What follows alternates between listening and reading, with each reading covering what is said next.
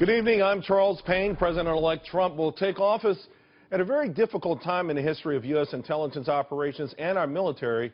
Concerns over the state of our intelligence agency, in fact, taking a central role today during the confirmation hearings for Trump's picks for CIA director and defense secretary. This after the director of national intelligence, James Clapper, says he's dismayed over the leaks, but saying the report in question, quote, is not a U.S. intelligence report, an intelligence community product, and that, quote, he does not believe that the leaks came from within the intelligence community. I see. Joining me now to discuss it all, Lieutenant Colonel Oliver North.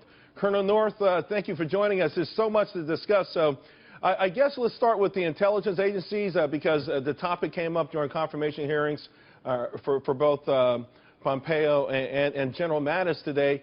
Where are we right now? Have you ever seen it in this much of a disarray? Oh, yeah. You have to remember that there were a lot of people in the government of the United States opposed to Ronald Reagan when he came to office in 1981. And there were all kinds of leaks that occurred on a routine basis, particularly from those who did not like the policies that he was putting into place. You know, when you see a leak like the ones we've seen over the last couple of weeks, you kind of got to wonder, who is it that's going to benefit from this, or who is going to be destroyed by it, or potentially so. And so, Charles, what I think we've seen a lot of here in the last few weeks, to include this two-page summary of what is apparently a multi-page assessment, a belief that somehow the Russians have been able to compromise the president-elect. Those kinds of things, in my experience, ought never to be included in an intelligence briefing. Furthermore, in this town, Charles, if it's known by more than two people, in other words, there's 3 people or more who know about it, it's going to leak. Yeah, well, in this particular case, it floated all over the place. Yeah. Apparently, John McCain even gave a copy to the FBI, and there's questions on whether or not President Obama and Biden even had a chance to see it. But the point is, it floated all around, and yet our intelligence agencies maybe took it seriously when it seemed to a lot of other people to be the very definition of fake news. Well, or disinformatia is what the Russians call it. And the Russians, not just the Soviets, but the Russians have been very good at this since about 1917. It's the kind of thing that they've done consistently all over the world. You have to remember, I was around. I'm a graybeard, you know that, Charles. I can remember when you had stories that the CIA had invented anthrax, Ebola, that AIDS was invented by the CIA. All of that was planted by the KGB, and very effectively.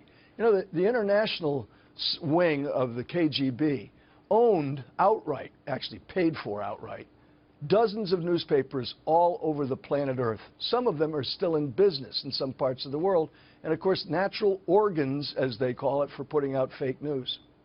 Well, since then, we've got the advent of cybersecurity that goes in addition to this, and of course it's another major issue of President-elect Donald Trump and bringing in former mayor of New York City, Rudy Giuliani, to help on that. But that just makes this even much more difficult, doesn't it, to sort of somehow heal?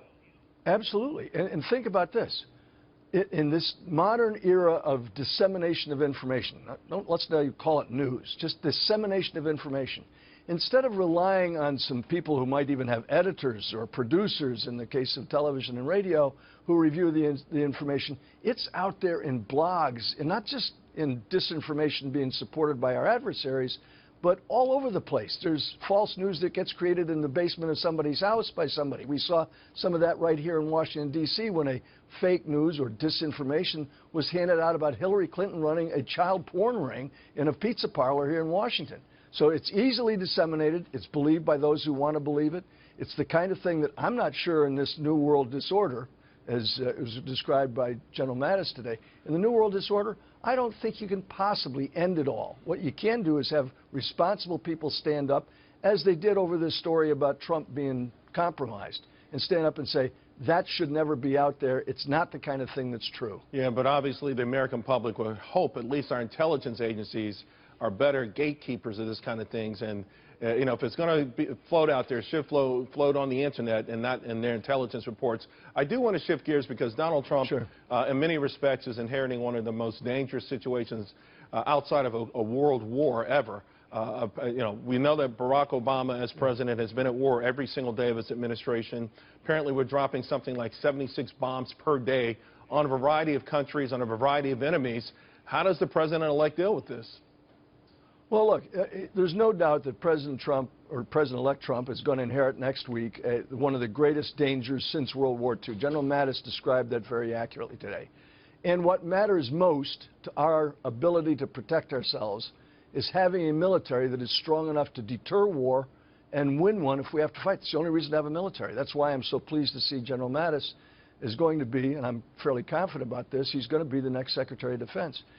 Being able to cope with all that's going on isn't being made easier by this president as he's leaving office. I mean, just today, he decided that the feet dry, feet wet philosophy, if you will, the rules that have been in effect for Cuban refugees no longer apply. I mean, think about the things he's done in the last 3 or 4 weeks to make it even more difficult, to include talk about letting more people go out of Gitmo. None of those things, Charles, are making life any easier for the new president. He's going to dump out the majority of Gitmo, and to your point, breaking news on the Cuban policy, which effectively allowed refugees to become citizens in a very short period of time, an appeasement to Raul Castro, and another, sort of red invitation sign to the bad actors of the world. Hey, Barack Obama is here to play ball with you.